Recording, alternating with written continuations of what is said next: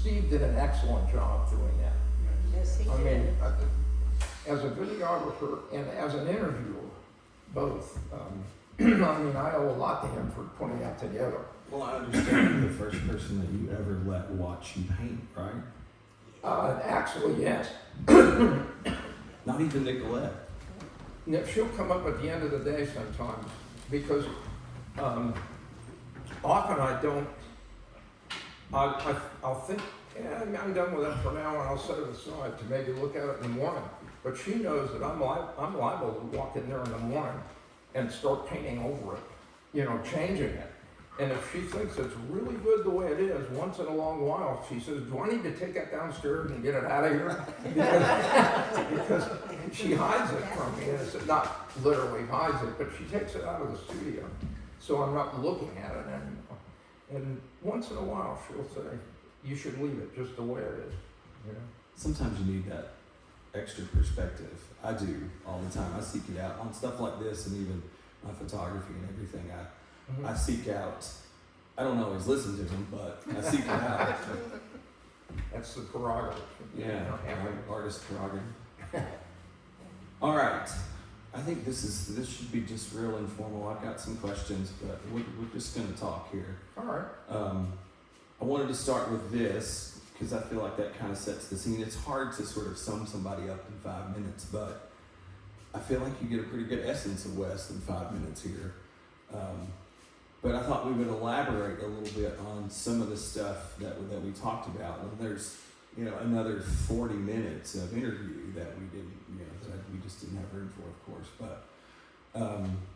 But the first question, and I know this goes back a long way, but it's a question that's pretty much in this, but I thought I'd let you elaborate a little bit on it. But why skies, first of all? And, you know, and how did you get to be so singularly focused on skies? Well, even as a kid, I was interested in all things of astronomy. That doesn't particularly show here, but I was interested in, and I had a telescope that would like bring in Jupiter with a few moons it would show, and the ring of Saturn, and it really interested me a lot. But the light and the motion in the daytime, the edge, as I said in there, it changes. So I can sit on my back porch. If I sit in the front porch, I can see the sun rise. If I sit in the back porch, I can see it go down. And I can tell by the sky what the sunset's going to be like, or how much light there's going to be, and I don't know exactly what it's going to look like, but I know that once it starts going down, it's going to change so quickly that it seems like in my mind I'm trying to see that change, to see how fast it actually appears, especially when it gets close to the horizon. It really appears to be moving much faster. You're not aware of that if you just look up in the middle of the day. And I like that quality of color at the beginning and the end. In photography, shooting sunsets is like, that's a panic moment, is because it changes so quickly, and you're going to miss sort of the essence of it before you know it. If you're not set up and sort of ready to shoot, it's gone. Yeah. So it goes quickly. Well, I'm not trying to really capture the exact moment that I see. I'm kind of using it to get into the mood of the motion and the color evolution, the change. Because you do that with painting. You start out with maybe a much stronger color, and then you sort of tone it down, and then blend it together in ways that, you know, your yellow goes into your red, and you get orange, and you can keep working with that. You can get a lot of subtlety with paint. Didn't you start painting skies to photographs? Didn't you start with, I started with photographs? Well, I did a lot of photography in college, and I lived. My wife and I met in the University of Illinois. It's plains, very flat. So the sky just seemed to be omnipresent. just there. And we'd go out in the country. It's all grown up now around here, but we used to be able to go out, and in 10 minutes we were out in the fields, in a rich black soil there in Illinois. And the sky in contrast to that black soil. And especially if it was wet, then you had puddles running in the furrows after plowing, and sometimes I'd be aware that the colors of the sky were reflected on those strips, and it was just fascinating. That was my favorite mental image of our whole interview, of our whole talk, was you were talking about the sky reflecting in the puddles and the furrows, and I'm like, I can see that as a painting. Like I see where the inspiration for this comes from. I've tried to paint something actually more related to that, and I've never been satisfied with it. I've never been as satisfied with it as I was looking at it. And I don't like to, I like to start with only a general idea. I don't like to start with something and then say, I'm going to work on this and it's going to look this way. I want it to look different than I anticipated. But sort of the sky actually just sort of puts me in the mood to paint. It's not so much creating the object as Robert Henri said, it's not so much, art isn't so much about making the object, but it's about cultivating the mental place where making art becomes possible. And that's what the sky does for me. Yeah, I know, that's, I gotta get, if I'm going out to photograph, more artistic kinds of things, I gotta get my head in the right place. Mm-hmm. And usually though, within 10 or 15 frames, if my head is not in the right place, it gets in the right place because, I'm usually working with someone and there's a back and forth and we both get sort of excited and jazzed up about it. So Mm-hmm. I have that, that energy building up. But you said you like to be surprised. And I think you said that in the piece, but what was it you said? This was something that I tried to include, but I just couldn't find a way to put it in. Maybe it is in there. I can't remember. Marcel Duchamp. No, actually, I remember quoting John Cage to you. Yeah, you said that art was purposeful play. Then I think Marcel Duchamp, you said you can incorporate accident in your Yeah. work, but you can't rely on accidents to create it. You can't rely on accident. Talk about that you like those surprises. Like you don't want it to be the way that you sort of envision it. You want it to sort of take a left turn. And you said you take lots of left turns when you're painting. I never start with a sketch. I never draw on the canvas, the white canvas at all. I start right out with paint and a brush. Sometimes the only decision I make is whether I'm going to leave the ground completely and not have a horizon line in a picture or not. So, other than that, accident just, it seems to happen. When I'm mixing color on the palette, an accident will happen. Two colors will get mixed together and then I'll start pushing them and playing with the tonality that I'm getting there. And I'll incorporate it. I'll say, I'll put that in there. I was using a method of trying to lose control. I didn't want to have really exact control. When I was doing watercolor, I really was aiming at realism, very accurate realism. But I didn't rely. A couple of those were based on photographs, but I got so good at painting tobacco barns, I could paint them without ever looking at them. And that one time, I'll share this with them, that we used to have a place called the Iron Kettle. It was a little restaurant in Mount Olive. And fellow was my neighbor, and he said, let me hang one of your paintings in my tobacco barn. And so it was a pretty big painting, and he hangs it in there. And months went by, I finally went back and talked to him, and there was a painting, and he said, these guys come in here every morning, and they sit here, and they drink coffee, and they look at that painting. And these older gentlemen come in here, and he said, and they all argue about where that is.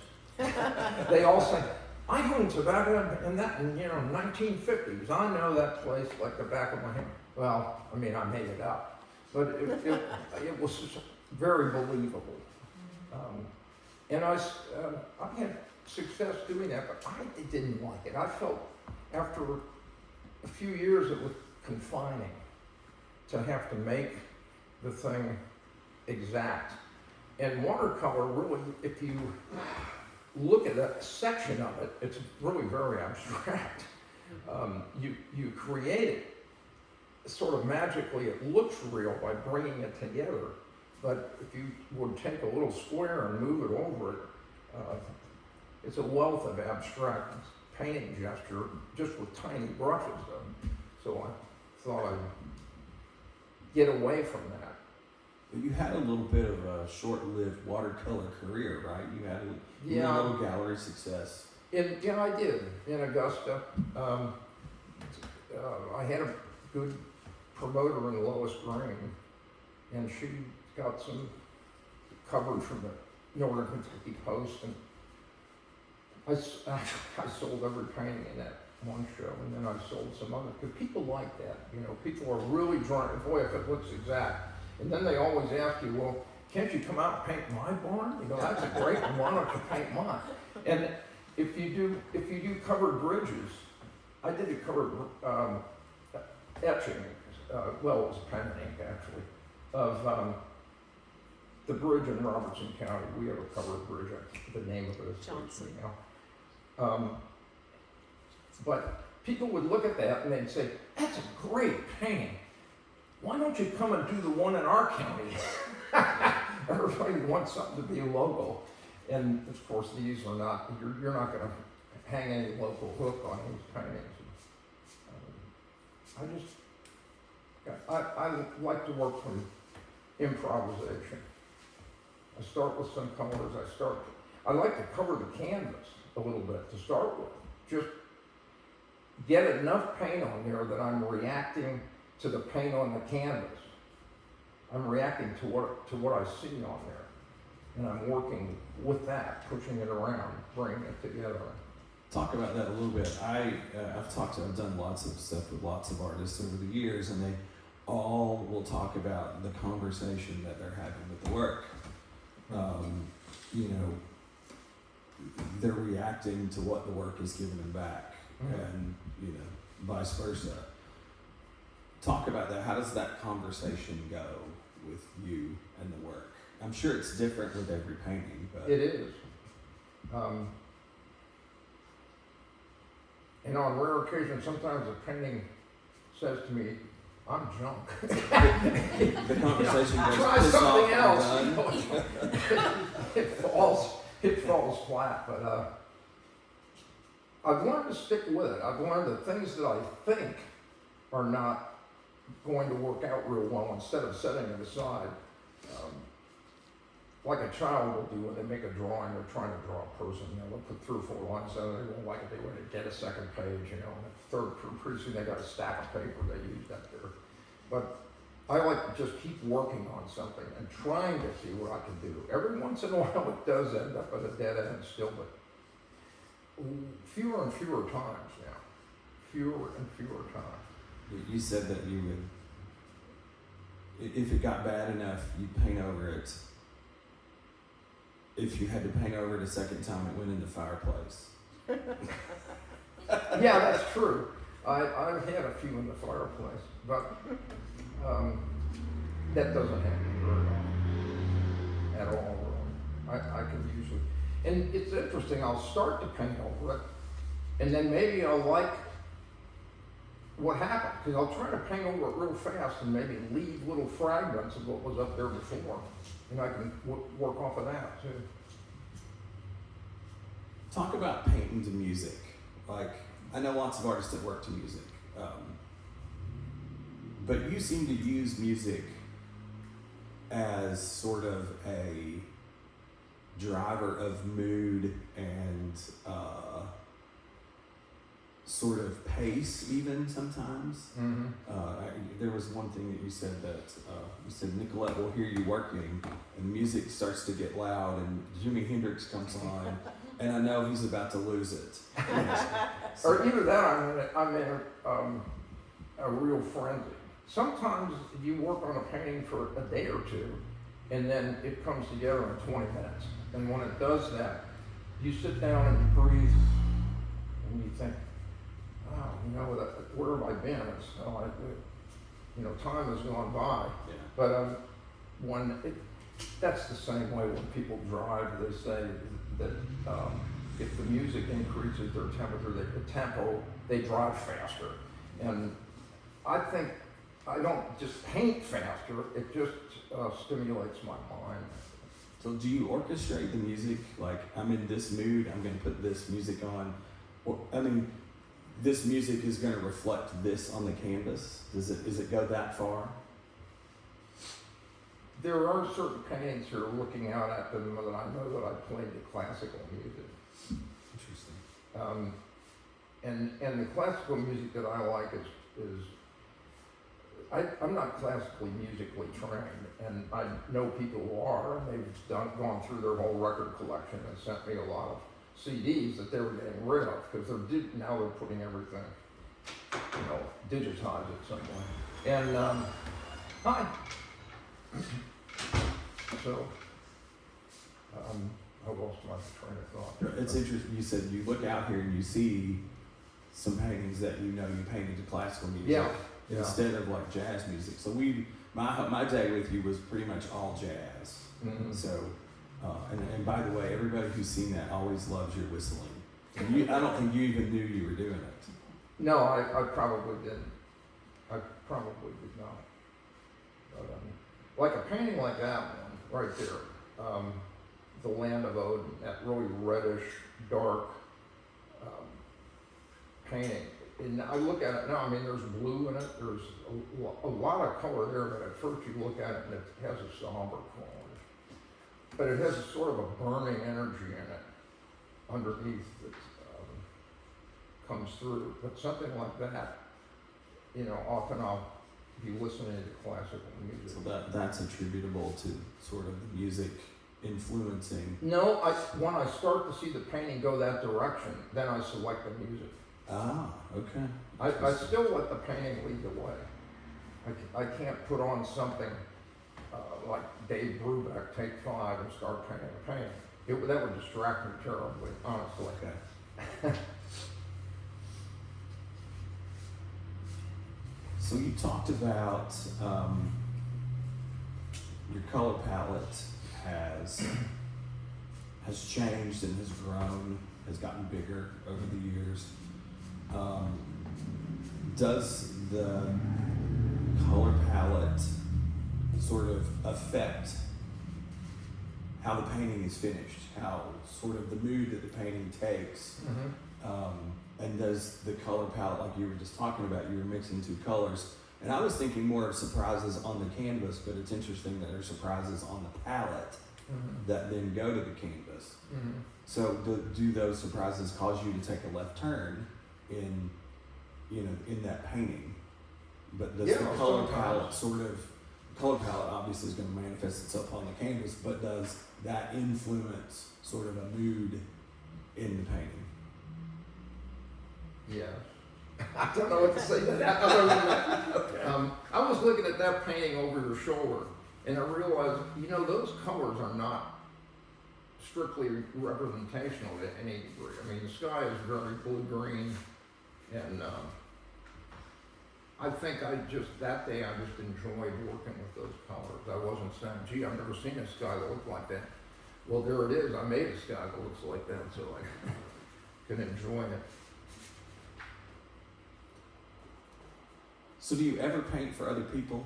Do you? No. Is it always? The answer is no. I've had You people paint to please yourself. ask me if I want to do portraits or something, see, then I'd be stuck with trying to make it look like the person or offend them greatly. And I'm not a portrait artist. I can sketch figures and stuff, but I have once in a while. A lady saw, I had some watercolors over in the main cup coffee shop, and she walked in there and she said, "I'll buy this right here." It was another variation actually of that Spirit Place back there, the church, and she said, "I like that. I want to hang it on this side of my fireplace, and I want you to come out to my place and paint my corn crib or something." She said, it's falling down, but I love it. She said, "We're going to have to take it down because it's falling down." And she said, "You paint it any way you want." She said, just come out and did it. And that's the last time I actually remember anybody telling me that they wanted a specific painting. People in Augusta wanted me to paint their houses. They came back and said, "Oh, could you do a picture of my house?" There's some nice classic houses in Augusta. And I never really was interested in doing that because it didn't excite me to do that. Do you ever feel like painting skies only? Like that's your sort of your focus, you said for the last 15 years or so. Do you feel like that ever limits you? Are you ever like, is that a set of intentional guardrails, or do you ever feel like that you're limited by just painting skies? No, because I've never seen the same sunset 2 days in a row. You can't. If you're working in that kind of format, you can choose any kinds of colors. And a lot of the colors that I do end up using, the application resembles sky, but they're not super realistic all the time. They have a greater emotional content, like that overall red, or the Hunter's Dawn. That's, well, let's put it this way. I never title a painting until it's totally finished. I never start and say, "Gee, I think I'll paint a painting of the Hunter's Dawn." I look at it and I think, what about that? Well, there's something primordial about that. It looks like the first day of the world and creation. And so I just thought, Honeybee Man's first survival instinct. I'd call it the Hunter's Dawn, because dawn is full of promise, and every hunt you go on, you have to be full of promise or you wouldn't be going on it, because often it's disappointing. But then when it is successful, then it's all the more enjoyment. Talk about your hunting and fishing a little. I know you're an avid outdoorsman that way. How does that inform your paintings? It gives me the opportunity, first of all, to be out in nature in all kinds of weather. The fishing in particular, you have such a quality of light over lakes, big bodies of water. I tend to enjoy going to Canada for particular reasons. The water is so clear, pure. The skies are very unpolluted when I go, the colors are good. I get a joy out of, I actually didn't take up bird hunting until 10 years ago. I shot some small game before that, but I decided I just wanted to get into that. And I like to go into woods, and we've been Wisconsin, Minnesota, Oklahoma, Kansas, Michigan, and all of those places have different qualities, different typography, different sky, vista, different. In the forest, everything is close. When you're bird hunting in Wisconsin, the trees, sometimes you can barely squeeze between them. And the dog is out there 100 yards pointing at something, and you have to try to work through all these trees, and you're jumping over fallen My dog was injured doing that because it's hazardous for the dog sometimes. I've had one porcupine up in Wisconsin, and that was getting that pulled out of his face or something. And then I like watching the dogs run. There are days when if the dogs have a good day and they do some pointing, and even if I miss some shots, I really don't care because I like to watch the dogs. I've never had hunting dogs until recently. The oldest one I have is 8 years old. I started hunting a little before that, and I decided I really want the hunting dog. And they're just wonderful to watch. They're beautiful. I don't know what that has with painting exactly, but Well, I feel like it informs, it just gets you in nature and, keeps you sort of stimulated in that way. at the back there's things out of my hunting journal. And I particularly like that little fast sketch of my pointing dog Crockett of him running because the actual sketch is about this big, and I did it real fast. Might be a little tad bigger than that. It blows up nicely. It looks good. So, How has this body of work over the last 15 years, how has it changed? How has your work evolved over that time?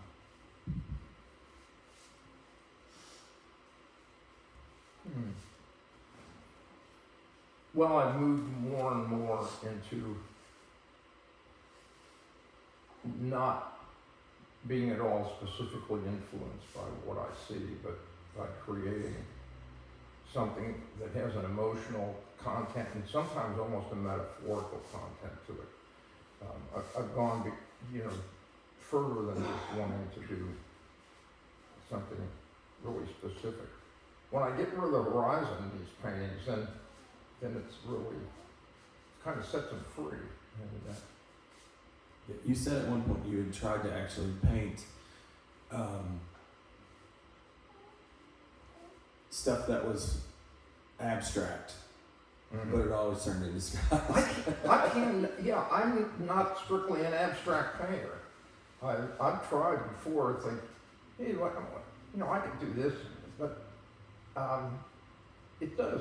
For me, it evolves into something that suggests landscape. Now that portent one there with that, what I think is a metaphorical kind of spiritual cloud zipping back there, and that's not anything that I've ever seen or anything realistic about it, but it has a power to it, and I like it. I think you said that your sort of gesture has changed over the years. Yeah. That you don't necessarily, I think it was in the piece, but that you don't necessarily like working, fine small motions, that you like bigger. Cramps my hand. But fair enough.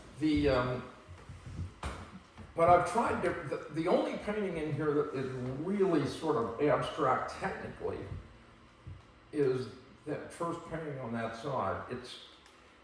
I call it some sort of reflections, but it's actually not painted with brushes.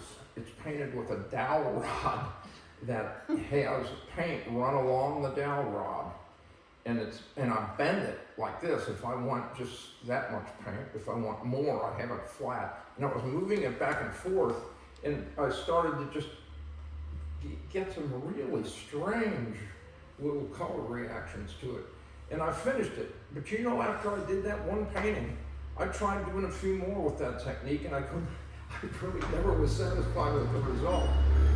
And the other thing, I noticed that I did try to take a full-length 3-foot piece of doweling and tie the brush on the end of it, and have to stand back from the painting, and instead of thinking I want this brush stroke to look just like that, just kind of move it. Well, because there was some motion between me and the painting that I didn't have any control over, then I got surprised by that, and then I really kind of worked off of that too. I've done that before where I will go to something, go to a shoot to photograph a person or whatever, and I'll limit myself to one lens. Like, I can only use a 50 millimeter lens, and I have to make that work. And it always, you know, it always works. I don't know if it's better or worse, but, you know, it's a nice brain exercise. I just remembered something. From many years ago, I painted a series of paintings where I'm lucky I didn't asphyxiate myself. I painted with lacquer, and I painted flat on the floor. I had it flat on the floor, and I poured it, and I used mineral spirits, and it kind of ran together. You know, I had no control over it really, because it would spread out. And I went and bought metallic powders, different colors of metallic powders. Man, you're getting out there now. And I did that, and I was working in too confined a space, and looking down at this big thing of lacquer, my dog would go down there, and he after a while, he looked like he was in another zone completely. But Mallory the one thing I remember about that whole experience is I was doing some photography then. I do very little now, but I noticed a spider web in the corner of the basement where I was working with this. And the glitter I used a spray gun for the glitter some, and it filled the air. And the glitter, the glitter attached itself to this sticky spider web. And I got the close-up lens on my camera, and I thought, this is incredible. There's a spider on there, and it's going amongst the silver and gold on this web. And that's what I remember most about the lacquer paintings. That was the most surprising thing that happened. And but I don't think you could ever plan to see that again. I sold a few of them. And they were, but when I look at them now, I think, boy, that was really too out of control. And that material was really noxious, actually. Talk about, so this is a daily thing, and I teach students at UK some, and I talk about failure, like particularly in photography and artistic endeavors. You know, it's an important thing. Like, we're all learning from failure. But how important is it for you to try things like that and then not succeed to being an artist? Like, you know, 'cause talk about your, you know, your failures over the years. That's where that quote that I ran across by John Cage in his book about, well, it's actually more about his Zen studies than it is about something, but he said, art should be purposeful play. And if you start looking at it as playing with paint, but you have a purpose, you know, you want it to be something that that has a quality of a painting when they're finished. But if you like the material and just play around, that lacquer was fascinating because I never knew what was going to happen with it. But yeah, my favorite quote of that along this topic is creativity is allowing yourself to make mistakes. Art is knowing which ones to keep. that's true. Exactly. Yeah. And knowing which ones are just flat mistakes. Yeah. Well, I mean, you know, and you're gonna, in order to push the boundaries of things, you have to be willing to fail and then start over. Like, it's an important part of any sort of endeavor. Like, even me as a video producer, you know, I've done all sorts of crazy things that didn't work, you know, and I sometimes have to go reshoot, but sometimes, you know, now I'm old enough and wise enough to know to do the correct thing first, then we try the crazy things, so then I don't have to go back. So, Steve, Yes. I have just had a realization that Back in the day when you were doing watercolors, a lot of it was very symmetrical, and we tended to call you Mr. Symmetry. Yeah. When I'm looking around the gallery now, it's not there so much. There's a few works that are more symmetrical, but That's true. you have embraced asymmetry. I tended to paint the barns. I had a series of those barns in some older houses that I liked, but they were always very frontal. I just approached things that way. Sometimes they had a farm pond in front of them, but I always just approach things from the front with symmetrical approach to it. Well, I've got That's one- somewhat symmetrical, but the floating world, because it's a reflection, a mirrored reflection.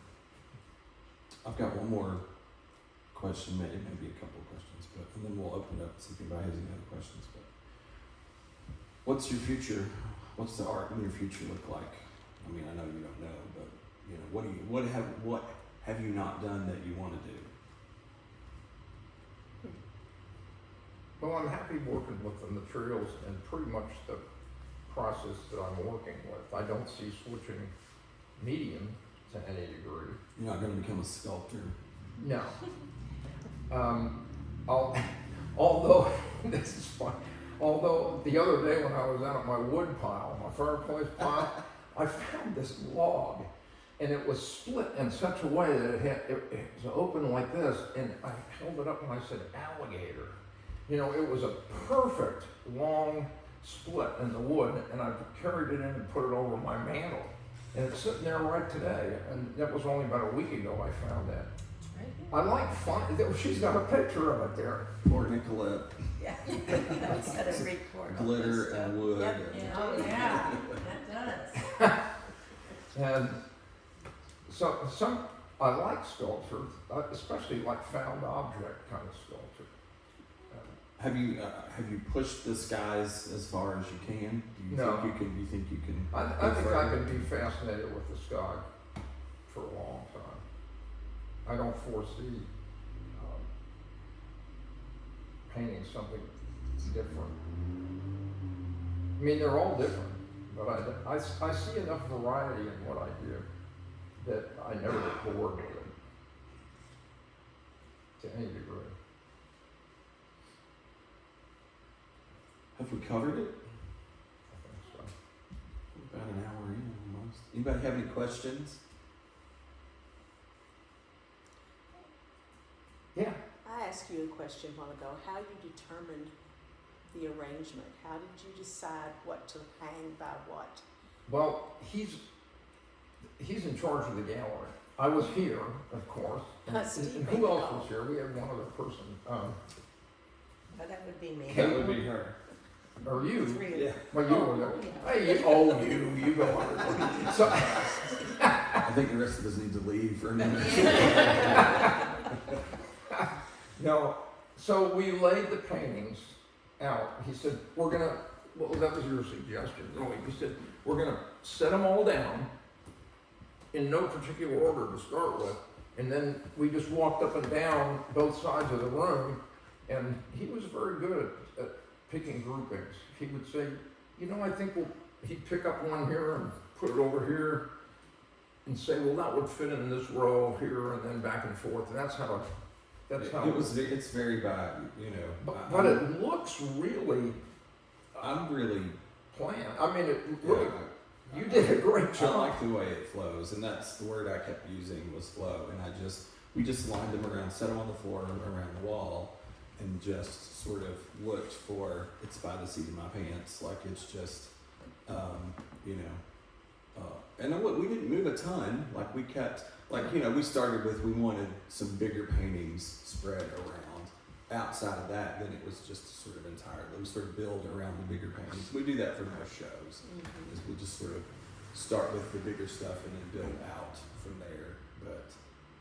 But this immediately, like I could see a flow with this pretty quickly. Like it didn't take long to sort of figure this out. And and there are 10 other ways that this could have worked too, but it just, I think it works really well. Yeah, when we got it all up, I was really happy Yeah, with sort of it's the flow. of it. That's the other thing, it's very full in here, we've used like Yeah, every inch of space that we could.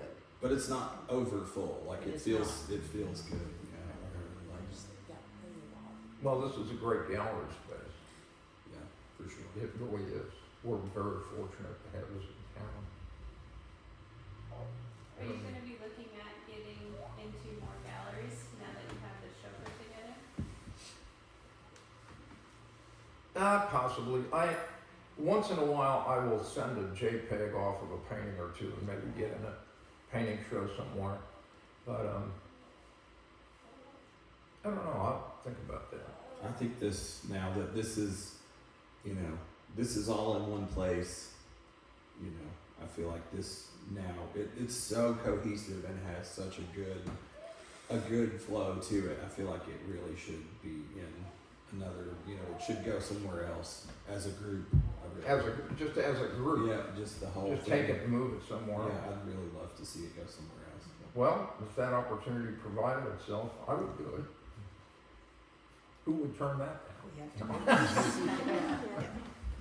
So, Anybody else?